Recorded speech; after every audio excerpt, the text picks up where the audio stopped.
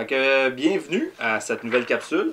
Mario malheureusement n'était pas disponible cette semaine pour prendre le relais. Fait que j'ai décidé de encore une fois faire l'animation de cette capsule cette semaine. Puis les rumeurs qui disent qu'il est découpé en morceaux dans mon congélateur sont complètement fausses. Juste dire ça en passant. Cette semaine, on reçoit Jean-François Baudouin. Salut. Ça va bien? Ah oui, ça va super Ça va bien. bien. Toi, dans le fond, tu interprètes le personnage de Kaizo, un moine sous. Exactement. Mais avant d'aller plus en profondeur avec Kaizo, tu peux-tu nous parler de tous les personnages que tu as joués depuis, dans le fond, que tu fais du jeu de rôle et du GN, Ouais, probablement des grandeurs nature. Des grandeurs nature. Si je te disais tous les personnages, je pense qu'on serait ici encore Ok, pour un bon bout de temps. fait qu'on va limiter ça à ceux que tu as joués plus que, mettons, 6 mois. Et ça risque d'être long encore une fois. Ça fait quand même 7 ans que je fais des grandeurs nature. J'ai fait un personnage que lui a duré 3 ans, puis c'était le premier que j'avais fait. Fait que c'était plutôt moi en armure avec une épée. Parce que je me suis dit, je vais pas commencer ça difficile, je vais pas faire de temps de roleplay. Puis finalement, au fil du temps, j'ai comme mis plus de profondeur dans le personnage. Développer le personnage avec plus une histoire dans le fond. Des émotions, on a même pleuré au géant à un moment donné parce que ma femme était morte.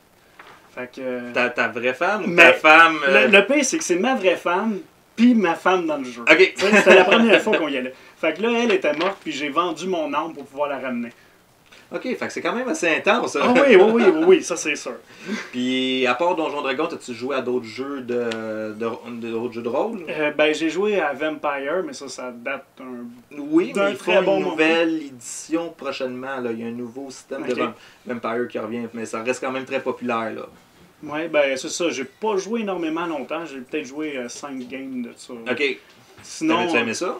Oui, j'avais trippé. Ah, ok, cool. J'avais trippé, mais c'est le DM qui a lâché. Fait que c'est souvent ça qui arrive. Ouais, c'est ça qui arrive bien souvent. Là. Un groupe, bien souvent, là, du moment que c'est pas assez solide, ça lâche. Ça lâche. Tu joues à d'autres choses ou?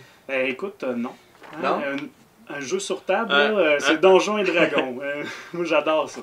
Puis de tous les personnages que tu as joués, parlant Vampire, Donjon, Dragon, Grandeur Nature, y en a-tu un qui a ressorti plus que tu as vraiment comme trippé à jouer ce rôle-là?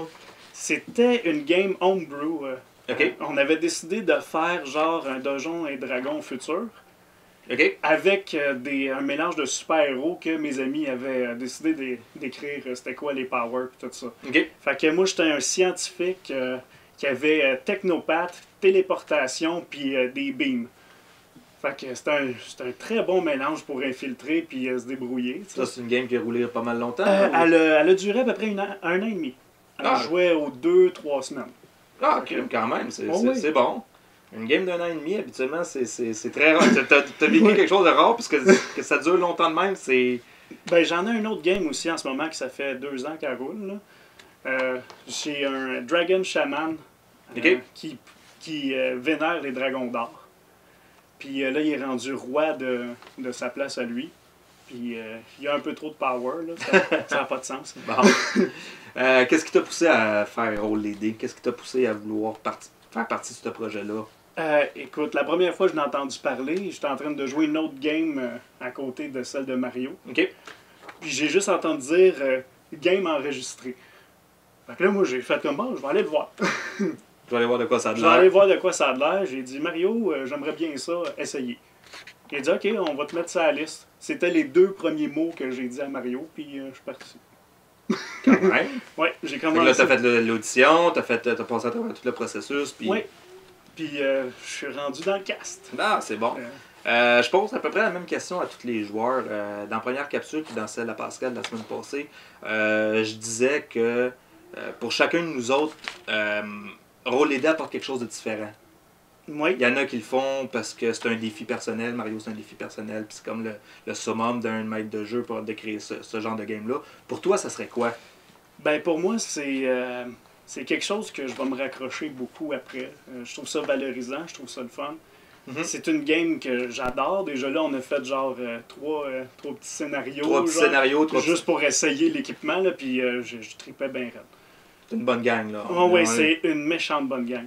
J'adore ça. Fait que pour moi, c'est juste quelque chose de valorisant, puis j'adore ça. Bon, ok. Maintenant, Kaizo. Oui. Qu'est-ce que tu es capable de nous dire sans trop vendre de punch, sans trop aller en profondeur sur ce personnage-là? Qui est Kaizo? Ben, Kaizo, c'est un moine OK.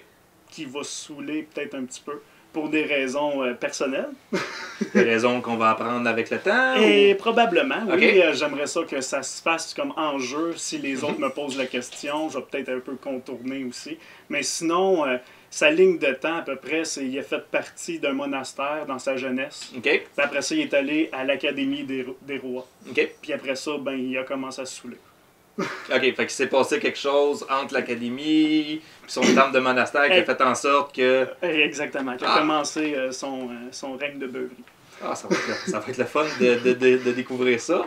Oui. C'est quoi, j'ai d'autres... OK, t'as choisi un humain. Oui.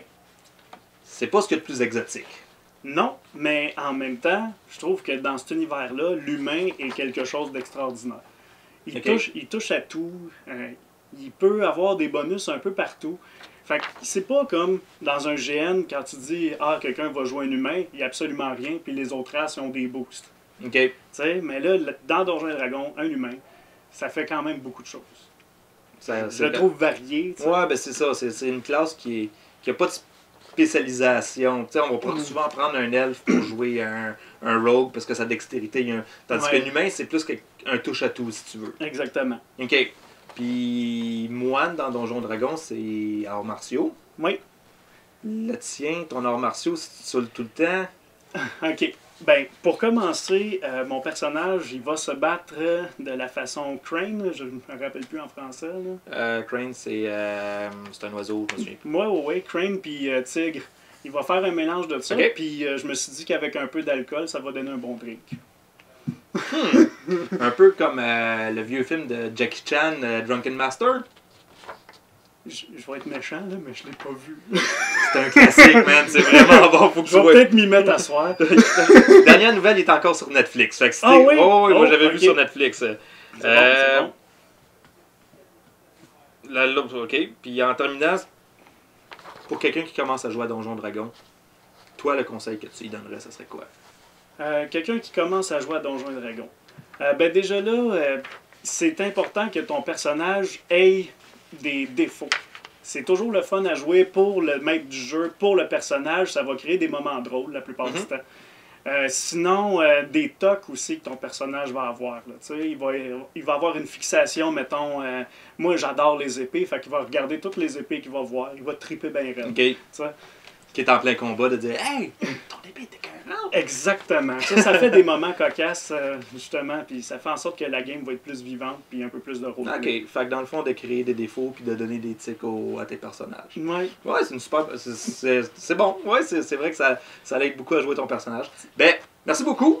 Merci beaucoup d'être passé. Ben, ça me fait plaisir. On va se revoir le 6 juin pour la première game. Oui. En attendant, la semaine prochaine, on va recevoir Éric Dagenet. Mario devrait être de retour. D'ici là, si vous avez des questions pour Éric, vous pouvez les envoyer à l'adresse qui se trouve dans le bas de votre écran, à peu près ici, j'imagine. À peu près. Là.